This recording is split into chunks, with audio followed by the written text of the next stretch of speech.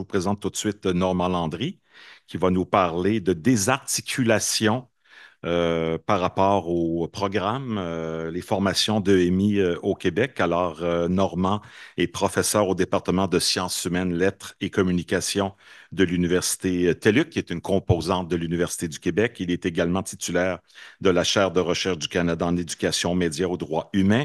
Les recherches qu'il a menées l'ont enjoint à participer à des sommets internationaux organisés sous l'égide des Nations unies, à intervenir auprès de groupes parlementaires et à s'investir auprès de groupes de la société civile. Sa présentation ce matin, intervenir auprès de groupes parlementaires et de la société civile, l'absence de support officiel, d'appui officiel en EMI. Normand, merci. Merci Patrick. Je suis venu aujourd'hui faire deux choses avec vous. Faire une sorte de constat général de l'état de l'éducation média au Québec. J'ai pour mon dire, par exemple, que la plupart des constats que je vais dresser de la situation québécoise s'appliquent dans d'autres pays du monde, notamment en France. On va pouvoir en discuter tout à l'heure.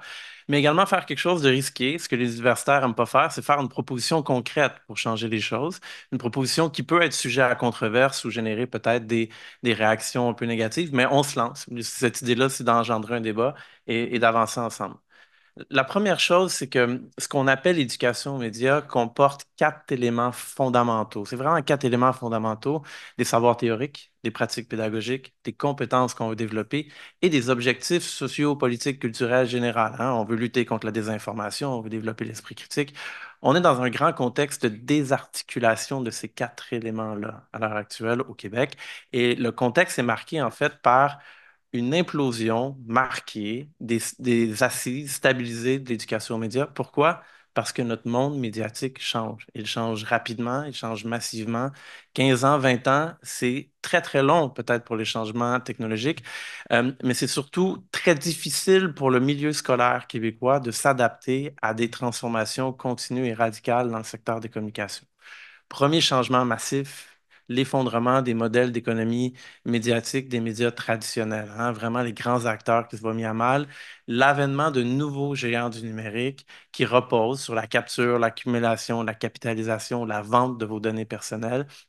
Également, ça c'est un nouvel élément depuis une vingtaine d'années, une grande convergence industrielle autour des entreprises d'autres technologies qui font nos bidules, qui font les contenus, qui assurent les services et qui nous connectent les uns à travers les autres. Donc ça, c'est un fait nouveau aussi depuis une quinzaine d'années. Ensuite, la technologie médiatique a radicalement changé au cours des 2 dernières décennies.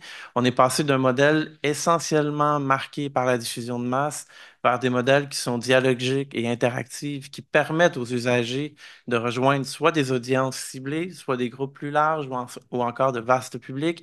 On a vu une démocratisation marquée de la production et de la diffusion de contenu. On le prend pour acquis, mais il y a une vingtaine d'années, ce genre de capacité-là n'était pas dans les mains des gens. Donc, c'est quand même un fait nouveau.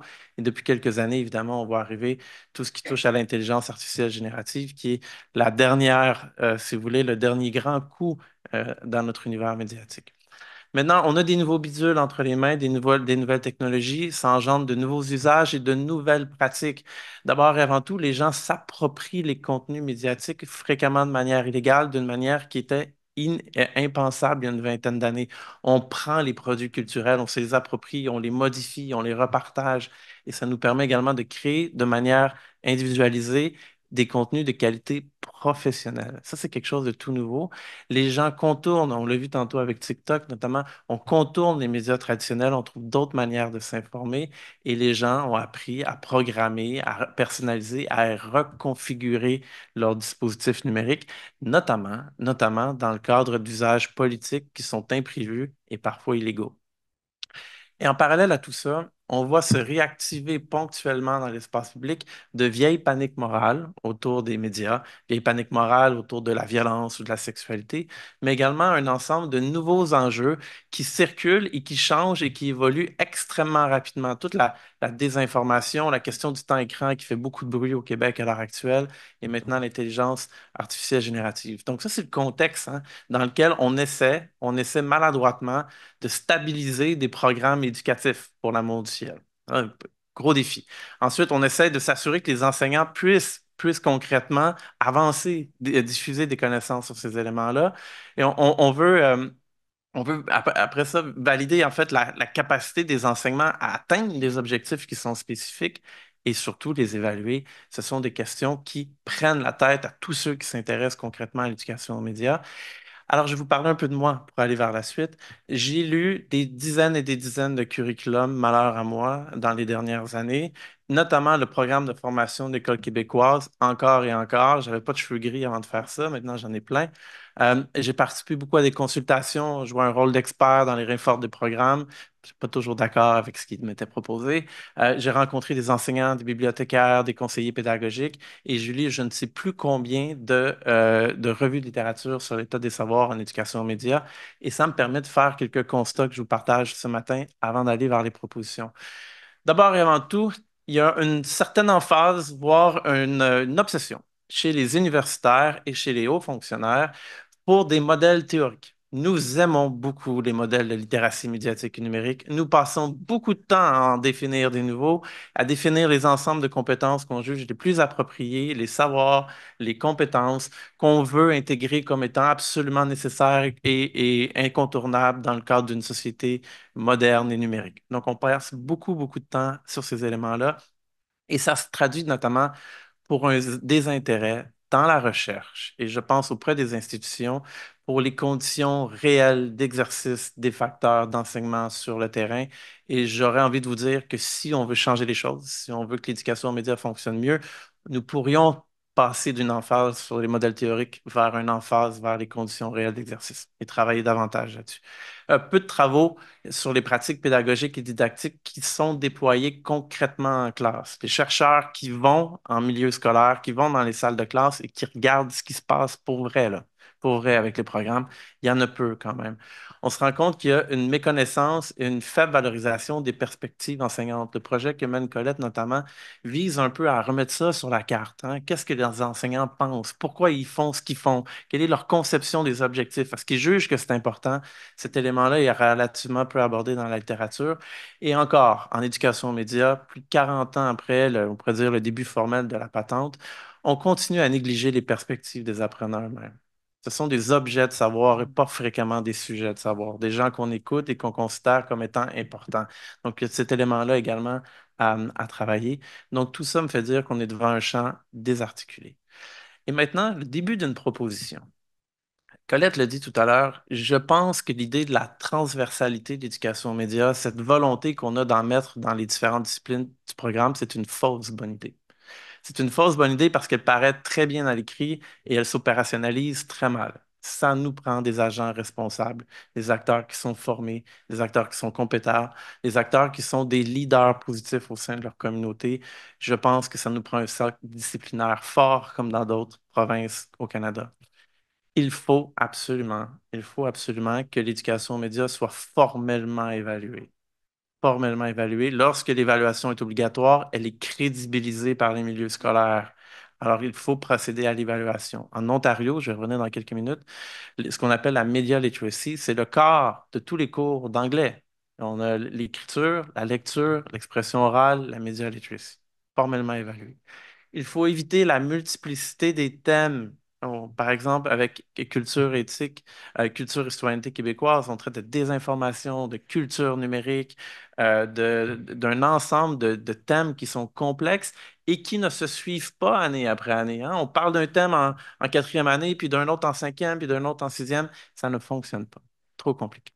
Moi, j'aime beaucoup le modèle ontarien. Le modèle ontarien, de la première à la huitième année, il y a quatre grands socles d'objectifs: comprendre les textes médiatiques, comprendre les formes, les conventions et les techniques, bouge pas, créer merci, des textes médiatiques et réfléchir sur la littératie médiatique. Et ces quatre grands objectifs-là se déploient année après année en se complexifiant. On ne réinvente pas la roue entre la première et la deuxième année.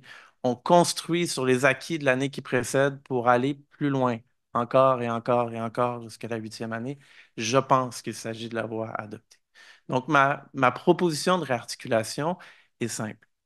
Pour ceux et celles qui ont un petit peu moins de bagages que moi, il y a une tradition au Canada anglais sur de grands concepts clés en éducation aux médias. Est-ce que les gens sont familiers avec les grands concepts clés de l'éducation aux médias au Canada anglais? Si vous les connaissez, vous pouvez lever la main.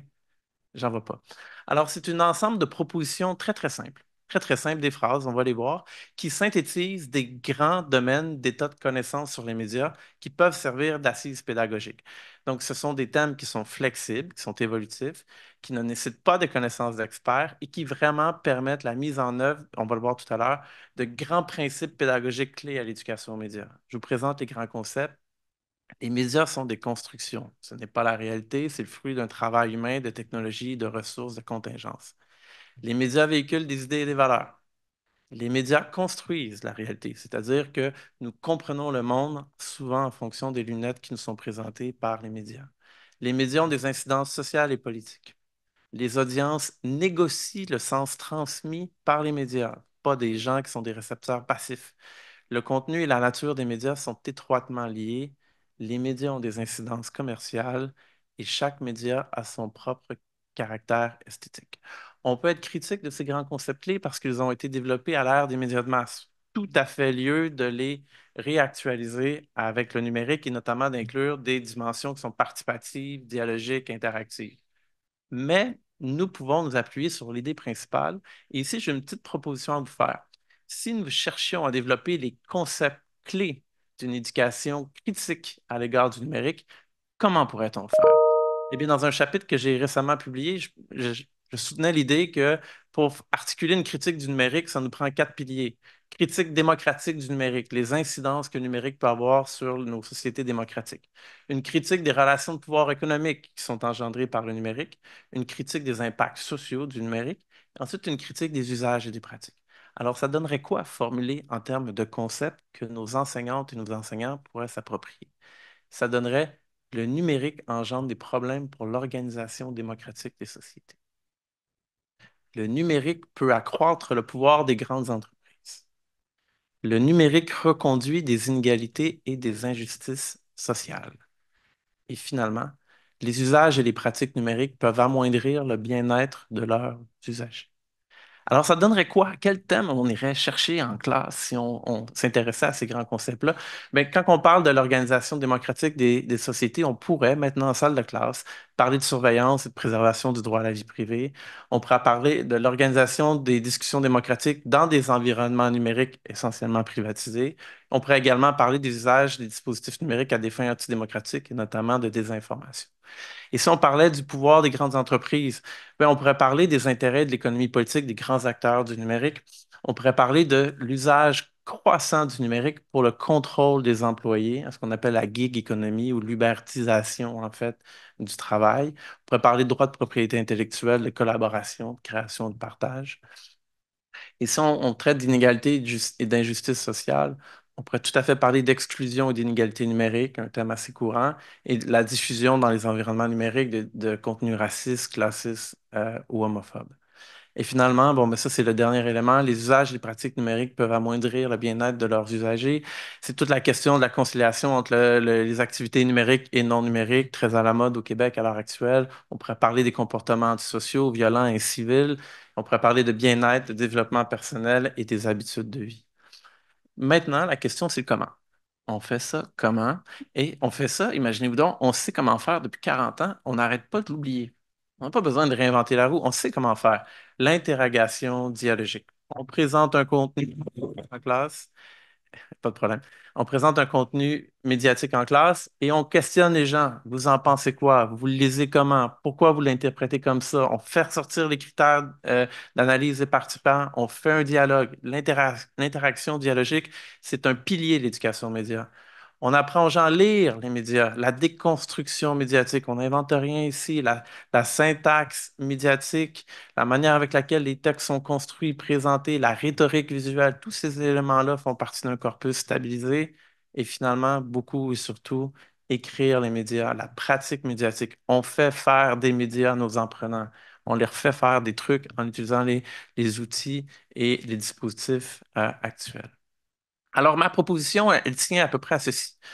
On leur fait, on procède par interrogation dialogique, on leur fait lire les médias, on leur fait également écrire les médias. On prend chaque concept et on l'adapte au niveau des élèves. C'est pas la même chose de parler de démocratie en cinquième secondaire ou en première secondaire, mais on peut le faire.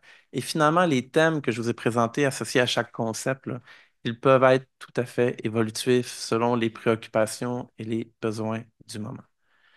Alors, la valeur ajoutée de tout ça, bon, mais si on retient ma proposition un jour, l'intégration disciplinaire vraiment permettrait de créer des chevaliers, des chevalières de l'éducation aux médias en milieu scolaire. Ça éviterait le saupoudrage, ça éviterait les problèmes de compétences, faciliterait la formation des enseignants. Je pense qu'avec une procédure axée sur les concepts de base, on pourrait simplifier le contenu des apprentissages, faciliter l'évaluation, surtout stabiliser des contenus essentiels dans un contexte où le monde médiatique change très rapidement. Voilà, merci beaucoup.